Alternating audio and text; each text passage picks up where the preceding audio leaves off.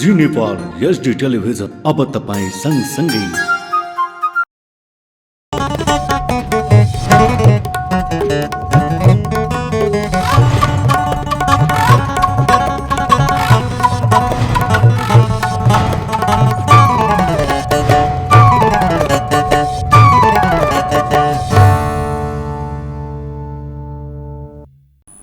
नमस्कार, जी नेपाल न्यूजमा यहाँलाई स्वागत छ। म करुणा। सुरु गरौं प्रमुख समाचारका शीर्षकहरूबाट। माओवादी केन्द्रको स्थानीय निर्वाचनमा भएको अन्तर्घातबारे छानबिन गर्न बनाएको समितिले बुझायो प्रतिवेदन। राम्रो काम गर्नेलाई प्रोत्साहित र नराम्रो काम गर्नेलाई दण्डित गर्नुपर्ने माओवादी केन्द्रका अध्यक्ष प्रचण्डको भनाई। निर्वाचनको खर्चको अनुमानित रकम मनोनयन पत्र दर्ता गर्दा नै उम्मेद्वारहरूले जानकारी गराउनु पर्ने निर्वाचन आयोगको भनाई। नेताहरूले आचार संहिता कडाइका साथ कार्यान्वयन गर्नुपर्नेमा जोड।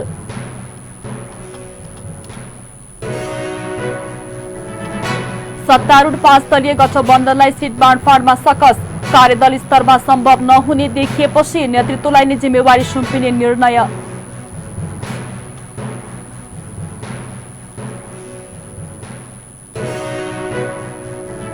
फिलिपिन्समा 2.5 वर्षदेखि बन्द रहेका विद्यालय आजदेखि खुले। विद्यार्थीहरूमा खुशी। फिलिपिन्सको शिक्षा प्रणाली बिग्रिन थालेको भन्दै चौतर्फी चिन्ता व्यक्त।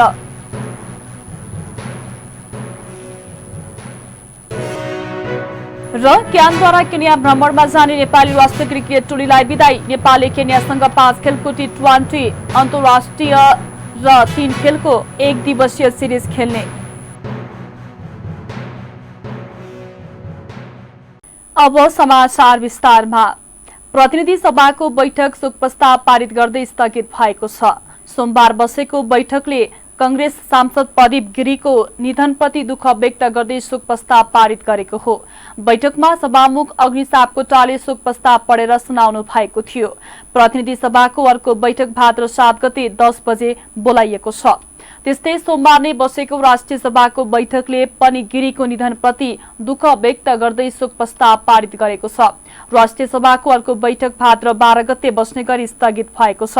2051 सालको प्रतिनिधि सभा निर्वाचनमा सिराहा जिल्ला क्षेत्र नम्बर 5 बाट निर्वाचित सदस्य विक्रमसम्म 2064 र विक्रमसम्म 2070 सालको संविधान सभा निर्वाचनमा समानुपातिक सदस्यमा निर्वाचित सदस्य विक्रमसम्म 2074 सालको प्रतिनिधि सभा निर्वाचनमा सिराहा जिल्ला क्षेत्र नम्बर 1 बाट निर्वाचित सांसद गिरीको 75 वर्षको उमेरमा शनिबार निधन भएको थियो। गिरीको आइतबार पशुपति आर्यघाटमा अन्त्येष्टि गरिएको हो। नेकपा माओवादी केन्द्रको स्थानीय निर्वाचनमा भएको अन्तर्घातबारे छानबिन गर्न बनाएको समितिले प्रतिवेदन बुझाएको छ। सोमबार पार्टी कार्यालय पेरिस डाँडामा माओवादी केन्द्रीय अनुसन्धान आयोगका अध्यक्ष टंक राई नेतृत्वको समितिले अध्यक्ष पुष्पकमल दाहाल प्रचण्डलाई प्रतिवेदन बुझाएको हो। प्रतिवेदनमा निर्वाचनमा भएका अनुशासन उल्लंघन र अन्तर्घातका प्रकृति हेरेर कारबाही गर्न सुझाव दिएको छ। त्यस्तै प्रतिवेदनमा मध्य प्रदेशमा बढी अन्तर्घात भएको उल्लेख गरिएको छ। प्रतिवेदन बुझ्दै प्रचण्डले समितिले दिएको सुझावलाई पार्टीभित्र छलफल गरेर कारबाहीको प्रक्रिया अघि बढाइने बताउनु भएको छ। उहाँले पार्टीलाई कमजोर बनाउनेलाई कारबाही नगर्ने हो भने कम्युनिस्ट पार्टी जस्तो नरहने बताउनु भएको हो। पार्टी निर्माण प्रक्रियालाई व्यवस्थित गर्न दोषीलाई कारबाही गर्ने प्रक्रिया अघि नबढाएसम्म सम्भव नरहेको उहाँको भनाइ छ। यो कुरा खाली कुनै खास ठाउँमा भएका अनियमितता या गडबडीहरूलाई सच्याउने कुरासँग मात्रै सम्बन्धित छैन। यो पार्टीलाई विधिसङ्गत तरिकाले र अनुशासनमा राखेर चलाउने विषयसँग बढी सम्बन्धित छ। त्यसकारण राम्रो गर्नेलाई प्रोत्साहित गर्ने र नराम्रो गर्ने, अनुशासन तोड्ने र अराजकतातिर जानेहरूलाई दण्डित गर्ने यो प्रक्रिया अगाडि नबढाउने हो भने कम्युनिस्ट पार्टी जस्तो रहँदैन। त्यसकारण हाम्रो उद्देश्य चाहिँ पार्टी निर्माण प्रक्रियालाई व्यवस्थित पार्नेसँग सम्बन्धित छ। यो छानबिन नगरिकन चाहिँ दोषीलाई कारबाही गर्ने प्रक्रिया अगाडि नबढाइकन पार्टी निर्माण, कम्युनिस्ट आन्दोलनको पुनर्गठन र हामीले जे सपना देखेका छौं समाजवादतिरको यात्रा सम्भव छैन। त्यसकारण हाम्रो पार्टी केन्द्रले समग्र रणनीतिक विषयलाई सैद्धान्तिक रूपले विचार गरेर नै यो छानबिन समिति बनाएको हो र मलाई हिजो मौखिक रूपमा छानबिन समितिका तर्फबाट तपाईँहरूलाई कसैलाई निलम्बनको, कसैलाई निष्कासनको, कसैलाई चेतावनीको कारबाही हुनुपर्छ भनेर हामीले सुझाव पेश गरेका छौँ भन्नुभएको छ। म छानबिन समितिलाई यस अर्थमा पनि धन्यवाद भन्न चाहन्छु। तपाईँहरूले बिना कुनै स्वार्थ, बिना कुनै आग्रह पूर्वाग्रह जे देख्नुभयो त्यही नै ल्याउनु भएको छ भन्ने म विश्वास गर्दछु। तपाईँहरूको हिजो मौखिक रिपोर्टले त्यही जनाएको पनि थियो। अब तपाईँले अहिले लिखित प्रतिवेदन पेश गर्नुभएको छ। यो हाम्रो सिङ्गै पार्टीको लागि पनि विधिसम्मत ढङ्गले पार्टी चलाउने र अनुशासित बनाउने पार्टीलाई र उद्देश्य र निष्ठाप्रति प्रतिबद्ध बनाउनको लागि मद्दत गर्नेछ भनेर म विश्वास व्यक्त गर्न चाहन्छु। यो हाम्रो पार्टीको लागि मात्रै होइन, यो विधि प्रक्रियाले अरू पार्टीहरूलाई पनि केही न केही मेसेज देशमा राजनीतिलाई सही ढङ्गले अगाडि बढाउन, राजनीतिमा हुने गरेका विचलन, विसङ्गति, विकृतिहरूलाई नियन्त्रण गर्ने प्रक्रियामा सबैको पनि एउटा त्यसले प्रेरणा दिनेछ भनेर पनि म विश्वास व्यक्त गर्न चाहन्छु। फेरि एकचोटि छानबिन समितिका सबै कमरेडहरूलाई हार्दिक धन्यवाद भन्दै अब यो रिपोर्ट हामीले पदाधिकारीको बीचमा पनि छलफल गर्नेछौँ। जरुरी पर्यो भने स्थायी समितिमा पनि र त्यसलाई गम्भीर रूपले लिएर आवश्यक कारबाही अगाडि बढाइनेछ। त्यस्तै छानबिन समितिका संयोजक राईले पार्टीभित्र अन्तर्घात भएका कारण लाहान, सिराहा, महोत्तरी, बर्दिया लगायतका स्थानमा पराजय भोग्नु परेको जिकिर गर्नुभयो। उहाँले उम्मेद्वारको चयन गर्दा केही कमजोरी भएकाले पनि अन्तर्घात भएको हुन सक्ने धारणा राख्नु भएको छ। अब के छ भने अपराध गल्तीको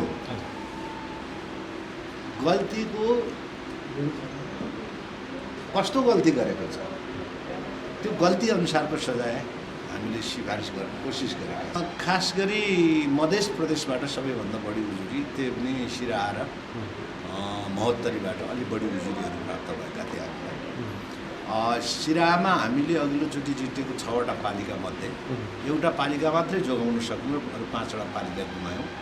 तर मधेसमा हामीले चाहिँ सिराहामा 6वटा पालिका यथावत जित्ने र अरू थप 2टा पालिका जित्ने योजना हामीले बनाएका थियौँ। तर एउटा मात्रै पालिका हामीले जित्न सक्यौँ र त्यो के कारणले भयो भन्ने केन्द्रमा पनि कुल्नु भयो र तलका साथीहरू पनि गएको कुल्नु भयो। त्यसले गर्दा त्यहाँबाट स्वाभाविक रूपमा धेरै आए र दोस्रो चाहिँ महोत्तरी पनि भयो, जहाँ पनि हामीले अपेक्षा गरेका थियौँ। बर्दियामा हामीले अघिल्लो निर्वाचनमा 4वटा जितेका थियौँ र यसपालि 2वटा थप गर्न सक्ने सम्भावना हामीले देखेका थियौँ। तर बर्दियामा हामीले एउटा राजापुर मात्रै जित्यौँ, अन्यत्र हामीले थोरै मतले हाम्रो गुमाउनु परेको पीडा थियो हामीलाई। अब त्यो के कारणले भयो भन्ने कुरा चाहिँ हामीले खोजबिन गऱ्यौँ। खोजबिन गर्दाखेरिमा वास्तवमा पार्टी कमजोर भएर या पार्टीको कार्यकर्ता नभएर हामीले निर्वाचन पराजय भोग्नु नपरेको, खासमा पार्टीभित्र सबै एकजुट भएर लाग्न सक्ने अवस्था सिर्जना नहुनाको कारणले गर्दा निश्चित रूपमा हामीले सिटहरू गुमाएछौँ। के को लागि त सबै गोजीकै मान्छे हो, कोही पनि गोजी बाहिरका मान्छे होइन। पार्टीको जसले टिकट पाए पनि पार्टीको कार्यकर्ताले पाएको छ, पार्टीको सदस्यले पाएको छ, सदस्यभन्दा बाहिरकोले त पाएको छैन। अब कतिपय अवस्थामा केन्द्रले कतिपय अवस्थामा टिकट वितरण गर्ने आधिकारिक कमिटीले अध्ययनमा कमी भएको हुनसक्छ। त्यसैले गर्दाखेरिमा उपयुक्त पात्रले नपाएर अर्को पात्रले पाएको हुनसक्छ।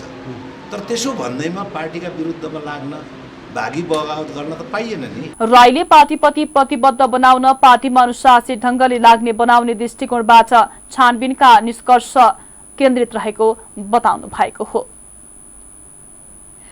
बेलायत र नेपाल सरकार बीच बेलायतको स्वास्थ्य क्षेत्रमा नेपाली नर्सलाई रोजगारी प्रदान गर्ने समझदारी पत्रमा हस्ताक्षर भएको छ। सोमबार सिंहदरबारमा श्रम, रोजगार तथा सामाजिक सुरक्षा मन्त्री शेरबहादुर कुँवरको उपस्थितिमा मन्त्रालयका सचिव एक नारायण अर्याल र नेपालका लागि बेलायतकी राजदूत निकोला पोलिट बीच समझदारी पत्रमा हस्ताक्षर भएको हो। टिभी जर्नालिस्ट विक्रम दाहालको एक रिपोर्ट। श्रम गन्तव्यको विविधीकरण र नेपाली युवालाई उच्च पारिश्रमिक भएको मुलुकमा रोजगारी अवसर उपलब्ध गराउने ध्येयका साथ सरकारले बेलायतसँग द्विपक्षीय श्रम सम्झौता गरेको छ। श्रम रोजगार तथा सामाजिक सुरक्षा मन्त्री शेरबहादुर कुँवरको उपस्थितिमा मन्त्रालयका सचिव एक नारायण अर्याल र नेपालका लागि बेलायती राजदूत निकोला पोलिट बीच नेपाल र बेलायत बीच बेलायतको स्वास्थ्य क्षेत्रमा नेपाली स्वास्थ्यकर्मीलाई रोजगारी प्रदान गर्ने सम्बन्धी सम्झौता पत्रमा हस्ताक्षर भएको हो। नेपाल र बेलायत बीच बेलायतको स्वास्थ्य क्षेत्रमा नेपाली स्वास्थ्यकर्मीलाई रोजगारी प्रदान गर्ने सम्बन्धी समझदारी पत्रमा हस्ताक्षर भएको छ। समझदारीबाट नेपाली स्वास्थ्यकर्मीलाई विधिसम्मत तवरले बेलायतको स्वास्थ्य क्षेत्रको रोजगारीमा सहज संलग्नताको वातावरण तयार हुने र जनशक्तिको विकास समेत मद्दत पुग्ने मन्त्रालयले जनाएको छ। बेलायतमा स्वास्थ्य सेवामा कार्यरत रहँदा नेपाली स्वास्थ्यकर्मीको सेवा सुविधा र अधिकार बेलायती स्वास्थ्यकर्मी सरह हुने व्यवस्था मिलाइएको छ। नेपाली स्वास्थ्यकर्मी छनौट पद व्यवस्थापन सेवा सुविधा सम्बन्धी मापदण्ड हाल छलफलमा रहेको र यस सम्बन्धी सबै व्यवस्था G2G प्रक्रिया बमोजिम हुने सचिव अर्यालले बताए। परीक्षणको पहिलो चरणमा नेपाली नर्सहरूलाई बेलायतमा पदस्थापन गर्ने कार्यलाई इम्प्लिमेन्टेसनको प्रोटोकल स्पष्ट व्यवस्था गरिने र नियुक्ति प्रक्रियाका सबै शुल्क नलाग्ने एवं रोजगारीका लागि छनौट भएकाहरूले लागतको शोध भर्ना समेत हुने सचिव अर्यालले बताए। त्यसको भन्नाले केही कुराहरू मैले देखेँ, हामी सुन्न पनि पाउँछौँ। हामीका अभाव हुँदाहुँदै नर्सहरू किन बाहिर पठाउन आयो भने हामीमा अभाव हुँदाहुँदै हामी पठाउँदैनौँ। हामी चाहिँ बेलायतको टेक्नोलोजीसँग चाहिँ परिचित गराएर पठाउँछौँ। उनीहरूले हामीलाई टेक्निकल सपोर्ट गर्छ भने एउटा यो त्यसलाई चाहिँ यो सेक्टरमा काम गर्ने एउटा छुट्टै प्रोजेक्टको डिजाइन गर्ने भयो।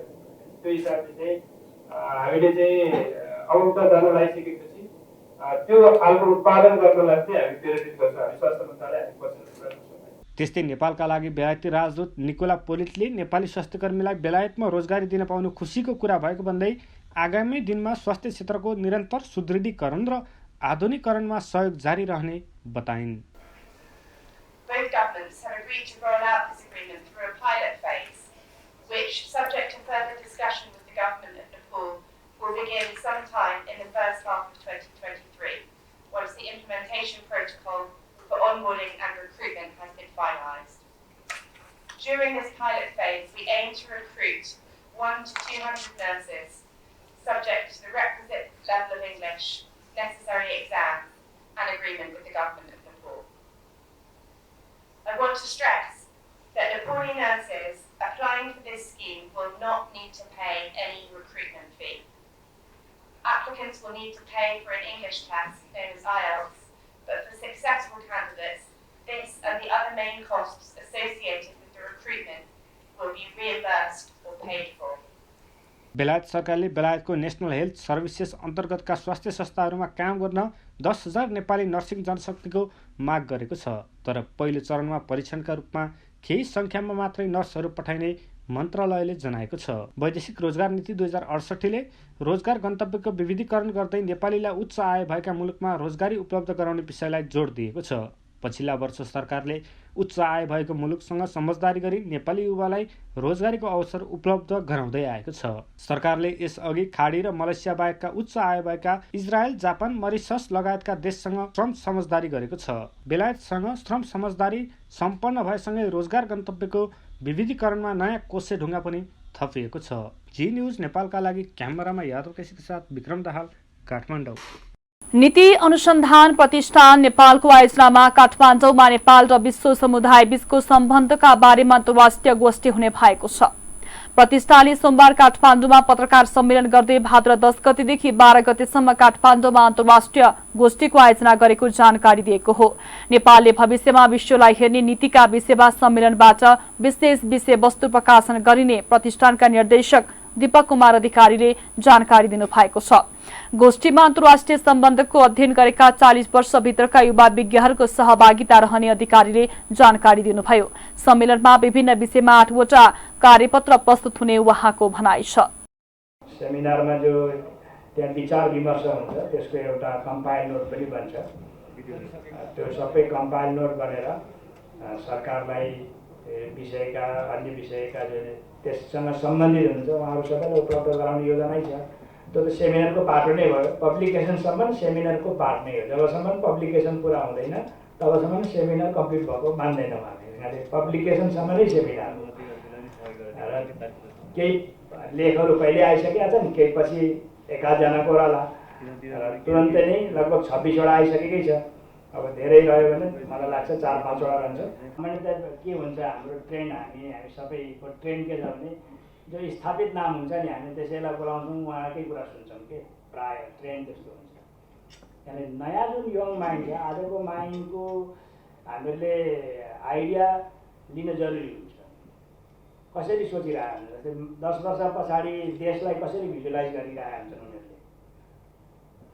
आफ्टर 10 इयर्स इन्टरनेसनल रिलेसनमा के इस्यु उभारेर आउनेवाला छन्, सोसियल इस्युज के हुनेवाला छन्, पोलिटिकल इस्यु के हुनेवाला छन्, कसरी भिजुलाइज गरिरहेका छन् त नयाँ पिँढीले। यो मुख्यतः यङ माइन्डबाट आओस् भन्ने यसको मूलभूत थिम।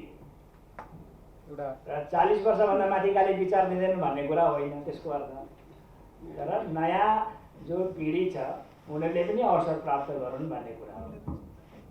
हामीहरू सिनियरका त सुनिरहेकै हुन्छौँ, हामी इन्लाइटेन भइरहेकै हुन्छौँ, तर नयाँले पनि त प्लेटफर्म पाउनु पर्यो। मूल त्यो दुइटै हो, त्यस कारणले यो कुनै कन्ट्राडिक्टरी होइन, कम्प्लिमेन्टरी टु इच अदर। सम्मेलनको प्रधानमन्त्री शेरबहादुर देउवाले उद्घाटन र माओवादी केन्द्रका अध्यक्ष पुष्पकमल दाहाल प्रचण्डले समापन गर्ने कार्यक्रम रहेको आयोजकले जनाएको छ। काठमाडौँ महानगरपालिकाले नक्सा पास विपरीत अन्डरग्राउन्ड पार्किङमा सञ्चालित पसलहरू हटाउन सुरु गरेको छ। नक्सा पासमा अन्डरग्राउन्ड पार्किङ बनाउने भनिए पनि त्यसको विपरीत पसल सञ्चालन गरिएपछि महानगरले पसलहरू हटाउन सुरु गरेको हो। पहिलो चरणमा काठमाडौँ महानगरका प्रमुख बालेन्द्र शाह काठमाडौँको नयाँ बानेश्वर पुगेर पसल हटाउन सुरु गर्नु भएको थियो। भवन निर्माण गर्दा जमिन तल्ला बेसमेन्टमा गाडी पार्किङ गोदाम जस्ता प्रयोजन गर्ने गरी नक्सा स्वीकृत गरिए पनि त्यस विपरीतको कार्य भएको महानगरले जनाएको छ। प्रयोजन विपरीतका पसल हटाउन 35 दिने सूचना जारी गरेपछि अध्ययन गरेकाले महानगरले पसल हटाउन सुरु गरिएको महानगरपालिका नगर प्रहरी बलका प्रमुख प्रहरी उपरीक्षक राजनाथ पाण्डेले जानकारी दिनुभएको छ। आजभन्दा 35 दिन अगाडि नै हामीले चाहिँ यो बेसमेन्ट जुन पार्किङ छ पार्किङ प्लेजर भनेर जुन बनाइएको छ महानगरपालिकाबाट त्यही अनुसार स्वीकृति दिएको छ र फेसिलिटी पनि दिएको छ। त्यो कुरालाई चाहिँ उहाँहरूले चाहिँ त्यो पार्किङ प्रयोजनलाई चाहिँ त्यो व्यवस्था गरेर उहाँले विभिन्न किसिमको पसल र अरू प्रयोजनमा उहाँले प्रयोग गरिसकेपछि काठमाडौँको पार्किङ व्यवस्था पनि गाह्रो भएको अवस्था। त्यो कुराले गर्दाखेरि महानगरपालिकाले आजभन्दा 35 दिन अगाडि नै उहाँहरूले सूचना दिएको छ। सूचना दिएर तपाईँहरू खाली गर्नुहोस् भनेको अवस्था हो। तर उहाँहरूले खास टेर्नु भएको जस्तो लागेन, उहाँहरू कानमा तेल हालेर बस्नुभयो र अहिले आजबाट चाहिँ 35 दिन खोलिसकेको अवस्था हामी यहाँबाट सुरुवात गर्दैछौँ। यहाँबाट सुरुवात हो यो निरन्तर रूपमा हामी यो खाली नभएछ 2-4 दिनमा टोटल काठमाडौँको बेसमेन्ट पार्किङमा जुन विपरीत किसिमको चाहिँ जुन पसलहरू राखिएको छ त्यसलाई खाली गर्छ हामी। यो सुरुवात हो, यहाँबाट सुरुवात हो, यो अन्तिम सबै काठमाडौँको क्लियर गर्छ हामी। अनि यो एक्सनमै हो, उहाँलाई 35 दिनको टाइम जुन छ त्यो नै इनफ हो, त्यो एक्सनमा हो। अब हामी टाइम उहाँले अन्य स्थानमा पनि प्रयोजन विपरीत राखेका पसलहरू हटाउने बताउनुभयो। संरचना भत्काउन महानगरको टोली पुग्दा व्यापारीहरूले चाडपर्वपछि मात्र हटाउन आग्रह गरेका थिए, तर महानगरले यसअघि नै 35 दिने सूचना जारी गरेकाले म्याद थप गर्न नसकिने स्पष्ट पारेको छ। नेपालमा थप 658 जनामा कोरोना संक्रमण पुष्टि भएको छ। देशभर गरेको 3381 पीसीआर परीक्षणका क्रममा 405 र 3262 एन्टिजेन परीक्षणका क्रममा 253 जनामा कोरोना संक्रमण पुष्टि भएको हो। कोरोनाका कारण थप 1 जनाको मृत्यु भएको स्वास्थ्य मन्त्रालयले जनाएको छ। त्यस्तै थप 456 संक्रमित निको भएका छन्। हाल नेपालमा 4296 सक्रिय संक्रमित आइसोलेसनमा रहेको स्वास्थ्य मन्त्रालयले जनाएको छ। मिटर ब्याजी विरुद्ध देशभरबाट 2000 भन्दा बढी उजुरी परेको छ। मिटर ब्याजबाट पीडितहरूको समस्या सम्बोधन गर्न सरकारले गठन गरेको कार्यदलले हिजोसम्म उजुरी दिन आह्वान गरेको थियो। कार्यदलको आह्वान अनुसार देशभरबाट 2043 जनाले उजुरी दिएका कार्यदलका संयोजक एवं गृह मन्त्रालयका सहसचिव डाक्टर विष्णु कुमार भूषालले जानकारी दिनुभयो। उहाँका अनुसार मध्य प्रदेशबाट मात्र 1182 उजुरी परेको छ। बागमती प्रदेशबाट 356 र लुम्बिनी प्रदेशबाट 211 वटा उजुरी परेको छ। अरू प्रदेशबाट पनि उजुरी परेको र संकलनको काम भइरहेको भूषालले जानकारी दिनुभएको छ।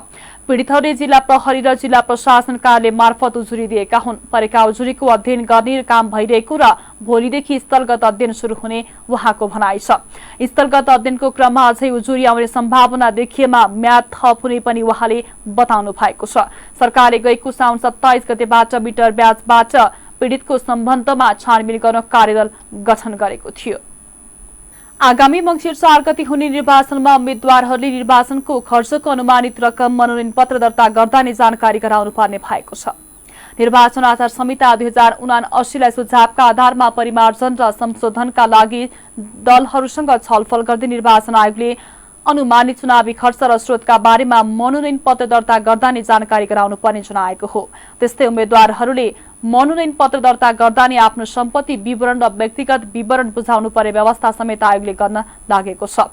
त्यस्तै निर्वाचन प्रचारमा 10 वटासम्म राष्ट्रिय प्रयोग गर्न पाउने व्यवस्था आयोगले गर्न लागेको छ।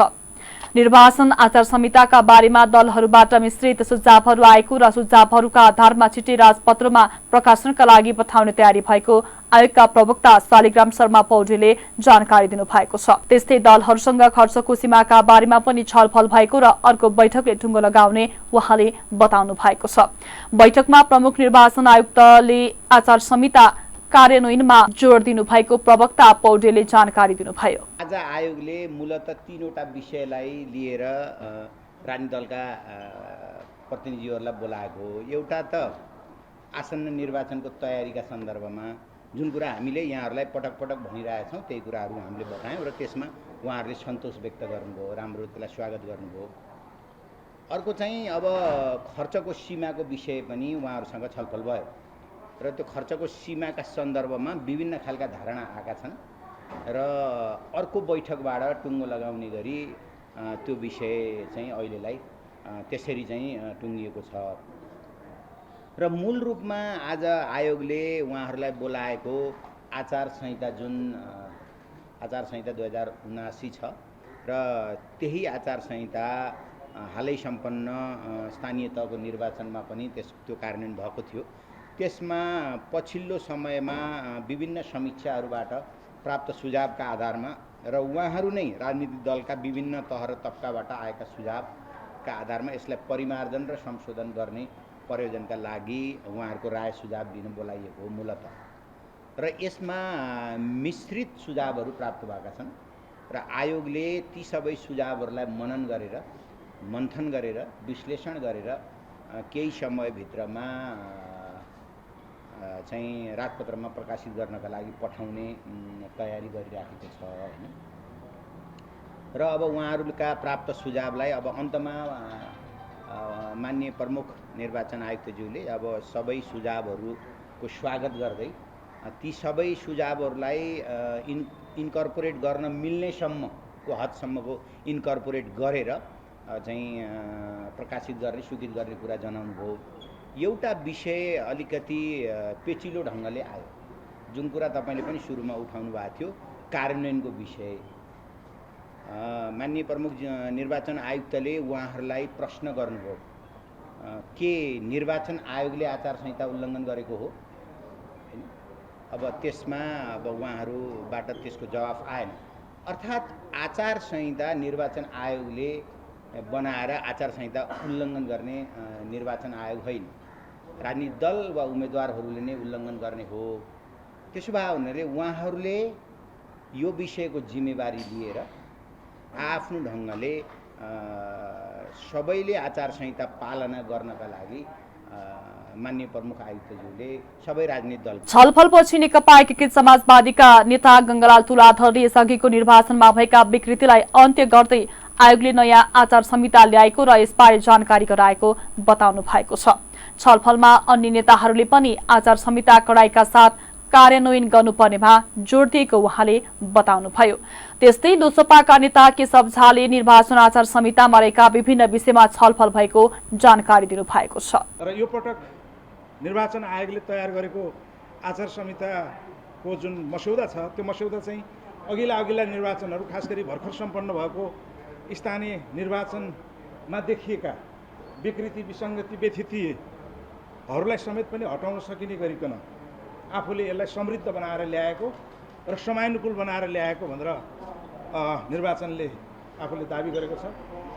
मूल रूपमा लोकतन्त्रमा निर्वाचन भन्ने खालको कुरा चाहिँ एउटा महान चाड जस्तो कुरा हो। स्वाभाविक रूपले दलहरू त्यसमा सहभागी हुने र दलहरू सहभागी हुँदाखेरि चाहिँ स्वतन्त्र मर्यादित धाँधलीरहित चुनावको अपेक्षा गरिन्छ र यो सबै दलहरूले यसमा समान किसिमले सहभागिता गर्ने आफ्नो भूमिका गर्ने हो भने चुनाव निष्पक्ष स्वतन्त्र धाँधली रहित पनि हुने भयो। निर्वाचन आयोगले त त्यो केवल एउटा आधार तयार गरिदिने खालको कुरा हो। मूल कुरा आजको मैले चाहिँ के पाएको छु भने सबै दलहरूका तर्फबाट बोल्ने दलका प्रतिनिधिहरूले यसको कडाइका साथ पालना गर्नुपर्दछ र कडाइका साथ पालना गर्ने खालको कुरामा अनुगमन पनि हुनुपर्दछ र त्यो अनुगमन निष्पक्ष हुनुपर्छ। सरकारी संयन्त्रबाट त्यो अनुगमन गरियो भनेदेखि चाहिँ त्यो निष्पक्ष हुन सक्दैन। त्यसकारणले निर्वाचन मतदान अधिकृतहरू जसरी निर्वाचन अधिकृतहरू भनेर न्यायाधीशलाई राख्ने गरिन्छ त्यस्तै गरिकन चाहिँ न्यायाधीशहरूलाई राखेर जाँदा चाहिँ उपयुक्त हुन्छ कि भन्ने खालका कुराहरू भएका छन्। आज चाहिँ निर्वाचन आयोगले सबै पार्टीहरूलाई निर्वाचन आचार संहिता 2079 को बारेमा छलफल गर्न यहाँ चाहिँ बोलाइएको थियो र त्यस सन्दर्भमा चाहिँ एउटा आचार संहिता बनेको छ। उहाँहरूले हामीलाई कपी उपलब्ध गराउनु भएको थियो।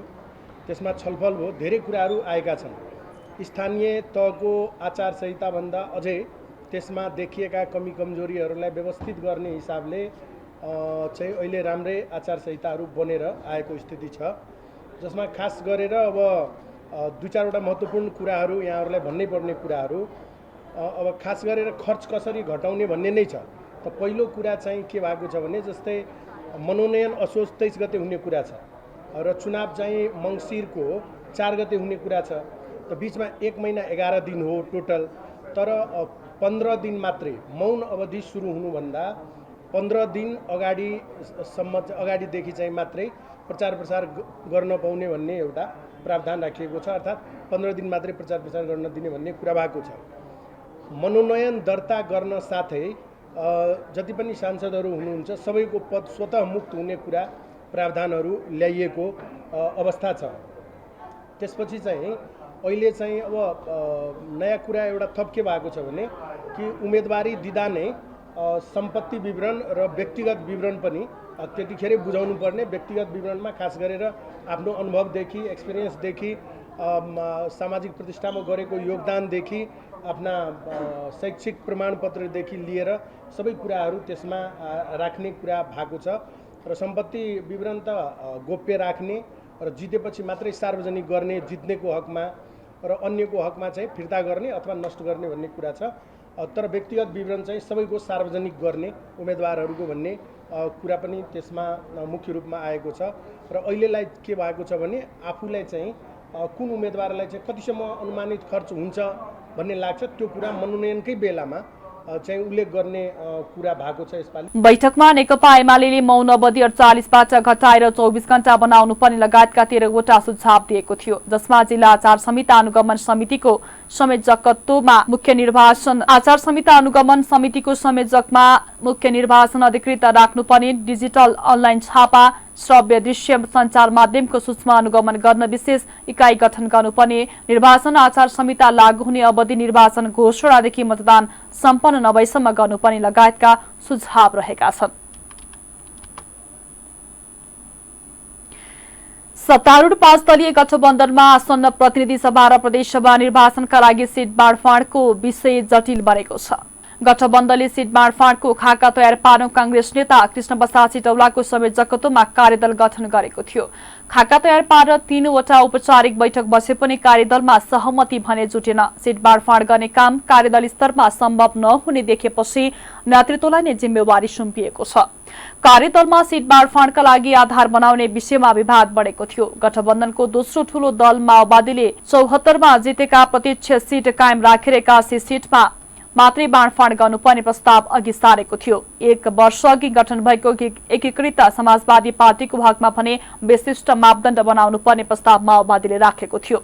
माओवादी प्रस्तावमा एकीकृत समाजवादी, जनता समाजवादी र राष्ट्रिय जनमोर्चा सकारात्मक भए पनि गठबन्धनको सबैभन्दा ठूलो दल कांग्रेस सहमत हुन सकेन। गठबन्धनमा आबद्ध वाम दलहरूको असहमति बावजुद प्रधानमन्त्री देउवा लोकतान्त्रिक समाजवादी पार्टीलाई गठबन्धनमा सहभागी गराउन प्रयास गरिरहनु भएको छ। यसका लागि कांग्रेसभित्र ठूलो दबाव छ। अर्कोतिर गठबन्धनका वाम दलहरूले उपगठबन्धनको तयारी सँगसँगै गरिरहेका छन्। गठबन्धनभित्रै उपगठबन्धन बनाउन सके सिट बाँडफाँडमा कांग्रेसमाथि दबाव बढाउन सकिने वाम दलहरूको बुझाइ छ। प्रधानमन्त्री देउवा र माओवादी अध्यक्ष दाहालबीच भदौ 15 गतेभित्र सिट बाँडफाँडको टुङ्गाउने समझदारी भएको छ। अब आर्थिक समाचार। शेयरबजार आज दोस्रो दिन पनि घटेको छ। शेयरबजार परिसूचक निप्से 7.38 अङ्कले घटेर 2053.16 बिन्दुमा झरेको छ। आज म्युचुअल फन्ड बाहेक सबै समूहको शेयर घटेकोमा उत्पादन विकास बैंक र होटल समूहको शेयर उच्च अङ्कले ओह्रालो लागेको छ। 222 वटा कम्पनीको 52,30,000 किता शेयर 1,72,62,62 रुपैयाँमा कारोबार भएको छ। सबैभन्दा धेरै हिमाल दोलखा हाइड्रो पावर कम्पनीको 28 करोड रुपैयाँको शेयर किनबेच भएको छ। आज एनआईबीएल समृद्धि फन्डको शेयर झण्डै 7% र दोर्दी हाइड्रो पावर कम्पनीको शेयर 5% भन्दा धेरैले घटेको छ। समग्रमा बजार घटे पनि अप्पर हेबीखोला जलविद्युत र मन्दाकिनी हाइड्रो पावर कम्पनीको शेयर 10% ले बढेको छ। वरुण हाइड्रो पावर कम्पनीले आज भदौ 6 गतेदेखि 1:1 अनुपातमा हकपद शेयर बिक्री खुला गरेको छ। कम्पनीले प्रति किता 100 रुपैयाँको दरले कुल 26,79,055 किता हकप्रद शेयर बिक्री खुला गरेको हो। वरुणले हकप्रद शेयर बिक्रीका लागि साउन 2 गते बुक क्लोज गरिसकेको छ। तसर्थ 1 साउनसम्म कायम शेयर धनीले कम्पनीले जारी गर्न लागेको हकप्रद शेयरमा आवेदन दिन सक्नेछन्। वरुणको हकप्रद शेयरमा भदौ 26 गतेसम्म आवेदन दिन सकिनेछ। यसमा बिक्री प्रबन्धको काम आरबीबी मर्चेन्ट ब्याङ्किङले गर्नेछ। हकप्रदमा आरबीबी मर्चेन्ट ब्याङ्किङ र राष्ट्रिय वाणिज्य बैंकको विभिन्न शाखा कार्यालयबाट आवेदन दिन सकिनेछ। यसका साथै मेरो शेयर सफ्टवेयर मार्फत अनलाइनबाट आवेदन दिन सकिनेछ। अब अन्तर्राष्ट्रिय समाचार। फिलिपिन्समा 2.5 वर्षदेखि बन्द रहेका विद्यालय खुलेका छन्। कोरोना महामारी सुरु भएपछि बन्द रहेका विद्यालय आजदेखि खुलेका र लाखौं विद्यार्थी कक्षा कोठामा पुगेका समाचार संस्था रोइटर्सले जनाएको छ। कोरोना महामारीका कारण भौतिक उपस्थितिमा पढाइ बन्द गरेर सबैभन्दा ढिलो विद्यालय खुलाउने अन्तिम देश फिलिपिन्स बनेको छ। विश्वभर विद्यालय यसअघि नै खुलिसकेका छन्। सन् 2020 को मार्चपछि आज पहिलो पटक निकै खुशी हुँदै विद्यार्थी विद्यालय गएका दृश्य देखिएका छन्। बालबालिकालाई मास्क, सेनिटाइजर र तापक्रम मापन अनिवार्य गरिएको खबरमा उल्लेख गरिएको छ। फिलिपिन्सका नवनिर्वाचित राष्ट्रपति फर्डिनान्ड मार्कोस जुनियरले कार्यकाल सम्हाल्ने बित्तिकै विद्यालय पुनः खुला गर्ने घोषणा गर्नुभएको थियो। लामो समय अनलाइनबाट मात्रै कक्षा सञ्चालन गर्दा फिलिपिन्सको शिक्षा प्रणाली बिग्रन थालेको भन्दै चौतर्फी चिन्ता व्यक्त भएको छ। 10 वर्षभन्दा कम उमेर समूहका बालबालिकाले अनलाइन कक्षाबाट धेरै उपलब्धि हासिल गर्न नसक्ने अध्ययनहरूले देखाएका छन्। फिलिपिन्समा विद्यालय बन्द भएपछि अनलाइन कक्षा शैक्षिक सामग्री प्रिन्ट गरेर विद्यार्थीको घरमा पुर्याउने तथा रेडियो र टेलिभिजनबाट कक्षा सञ्चालन भएका थिए। अब खेल समाचार। नेपाल क्रिकेट संघ क्यानले केन्या भ्रमणमा जाने नेपाली राष्ट्रिय क्रिकेट टोलीलाई विदाई गरेको छ। सोमबार काठमाडौँमा क्यान अध्यक्ष चतुरबहादुर चन्दले नेपाली राष्ट्रिय क्रिकेट टोलीलाई विदाई गर्नुभएको हो। नेपालले केन्यासँग 5 खेलको टी20 अन्तर्राष्ट्रिय र 3 खेलको एक दिवसीय सिरिज खेल्नेछ। 5 खेलको टी20 सिरिज भदौ 9 गतेबाट 14 गतेसम्म हुनेछ भने 3 खेलको एक दिवसीय सिरिज भने भदौ 17बाट 20 गतेसम्म चल्नेछ। नेपाल र केन्या बीच सुरुवातमा 5 खेलको टी20 सिरिज हुनेछ, त्यसपछि एक दिवसीय सिरिज हुनेछ। राष्ट्रिय क्रिकेट टोलीका नवनियुक्त मुख्य प्रशिक्षक मनोज प्रभाकरले केन्या भ्रमणबाट औपचारिक रूपमा नेपाली टिम सम्हाल्नेछन्। विदाई कार्यक्रममा मुख्य प्रशिक्षक प्रभाकरले टिममा यसअघि देखिएको कमी कमजोरीलाई सुधारेर लैजाने बताउनु भएको छ। उहाँले प्रतियोगिताका लागि राम्रो तयारी भएको र नतिजा पनि राम्रो आउने विश्वास व्यक्त गर्नु भएको छ। Got some mistakes, but it has to be corrected on a right time, and it depends on the players how quickly they correct themselves. So I'm trying, and they are learning, and the learning process is very quick. So I hope you will see the difference on Kenya tour, and hopefully they will perform well. Depends, like I have seen, and who the main strength and main, our base is how to play new ball and how to bowl new ball. It depends totally on them, and I'm trying my level best to make them understand how to face the swing bowling. That is the only part which is missing, which was missing, and hope they will learn as soon as possible, and I think everything will go well.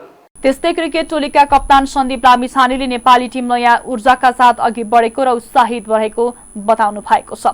उहाँले यो सिरिजमा राम्रो अपेक्षा गरेको बताउनु भयो। केही प्लेयरहरुको पुनरागमन पनि भएको छ यो टुरमा र केन्या टुर चाहिँ आई गेस अब त्यो एउटा सरको लागि पनि एउटा फर्स्ट टुर हुनाले चाहिँ एउटा नयाँ स्टार्टअप है। अब टिम चाहिँ अब फेरि एउटा ऊर्जाको साथमा अगाडि बढ्न खोजिरहेको छ। really short time we had हामी प्र्याक्टिसको लागि लाइक सरले अघि नै भने जस्तो 2 दिन मात्रै ओपनमा हामीले गर्न पायो तर पनि द्याट इन्थुजियास्ट जुन सबैजनामा छ हामीले हेर्न सक्छौँ सबै प्लेयरहरू त्यति नै उत्साहित हुनुहुन्छ र इगर टु लर्न अनि नयाँ भेरिएसन्सहरू नयाँ आफूभित्र चाहिँ जति पनि छ केही नयाँ हामीले ट्राई गरेको पनि छौँ र डेफिनेटली यो सिरिजमा हामीले एकदम राम्रो अपेक्षा गरेको अनुसार नै रिजल्ट पनि लिएर आउँदैछौँ।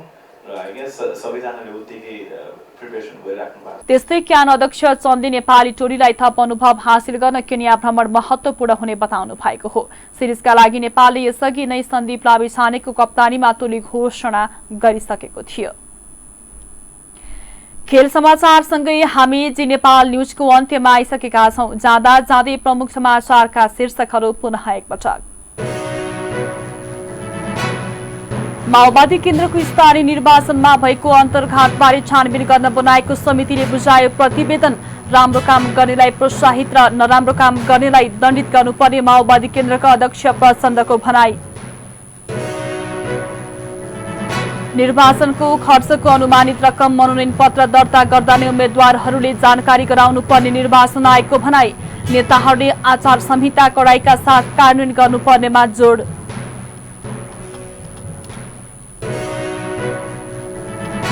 सत्तारूढ 5 दलीय गठबन्धनलाई सिट बाँडफाँडमा सकस। कार्यदल स्तरमा सम्भव नहुने देखिएपछि नेतृत्वलाई नै जिम्मेवारी सुम्पिने निर्णय।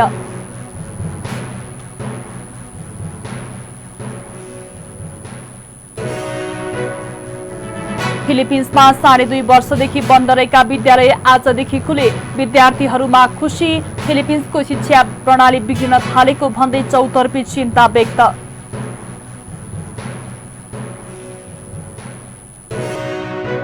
र क्यानद्वारा केन्या भ्रमणमा जाने नेपाली राष्ट्रिय क्रिकेट टोलीलाई बिदाई। नेपालले केन्यासँग 5 खेलको T20 अन्तर्राष्ट्रिय र 3 खेलको 1 दिवसीय सिरिज खेल्ने।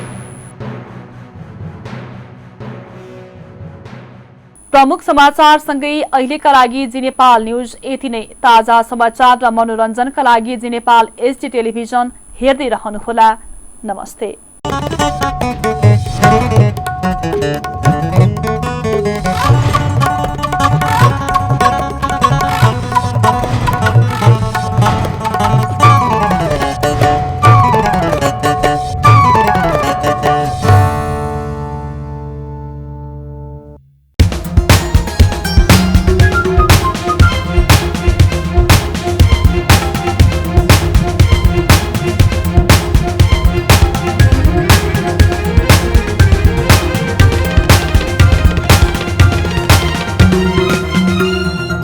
जी नेपाल HD टेलिभिजन अब तपाईं सँगसँगै